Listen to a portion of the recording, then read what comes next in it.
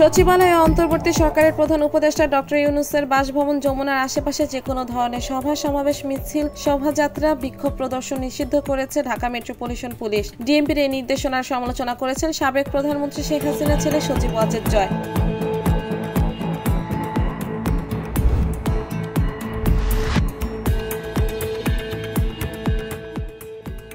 বাংলাদেশে সম্প্রতি যে রাজনৈতিক পট পরিবর্তনে ঘটে গেল, ভারতের উপর তার যেমন রাজনৈতিক প্রভাব আছে তেমনি অর্থনৈতিক প্রভাবও আছে। ভারতীয় কোনো গণমাধ্যম মনে করে এই ঘটনায় দ্বিপক্ষীয় বাণিজ্য প্রভাব ফেলতে পারে।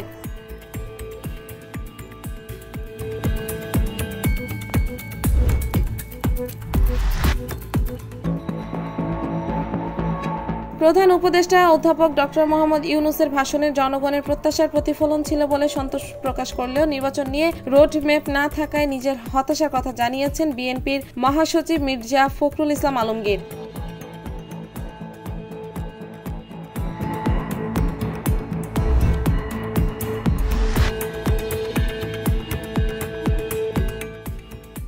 বাংলাদেশ জাতীয় সমাজতান্ত্রিক দলের সভাপতি ও সাবেক তথ্যমন্ত্রী হাসানুল হক ইনুকে রাজধানীর উত্তরা থেকে গ্রেফতার করা হয়েছে। ডিএমপির মিডিয়া অ্যান্ড পাবলিক রিলেশনস বিভাগের অতিরিক্ত উপকমিশনার মোহাম্মদ ওবায়দুর রহমান বিষয়টি নিশ্চিত করেছেন।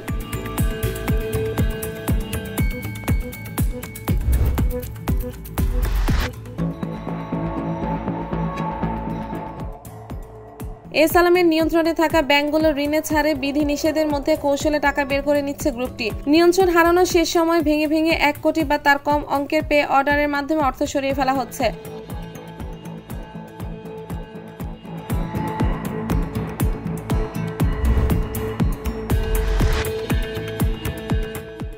জামায়াতে ইসলামী ও ইসলামী ছাত্র শিবির নিষিদ্ধ করার আদেশ প্রত্যাহার করা হতে পারে বলে জানিয়েছেন জামায়াতে নিযুক্ত আইনজীবী মোহাম্মদ শিশির মনির। বৈষম্য বিরোধী ছাত্র জনতার আন্দোলনের শেষ মুহূর্তে 1 আগস্ট জামায়াতে ইসলামী ও ইসলামী ছাত্র শিবিরকে নিষিদ্ধ ঘোষণা করে শেখ হাসিনা সরকার।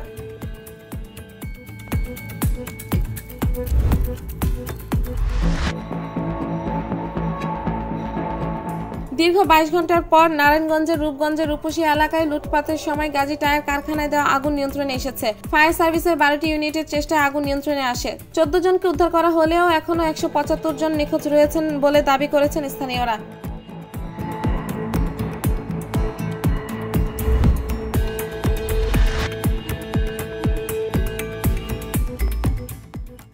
প্রেসিডেন্ট নির্বাচনে ডেমোক্রেটিক পার্টির প্রার্থী কামালা হ্যারিস তহবিল তোলার ক্ষেত্রে এরই মধ্যে বড় ধরনের সাফল্য পেয়েছেন।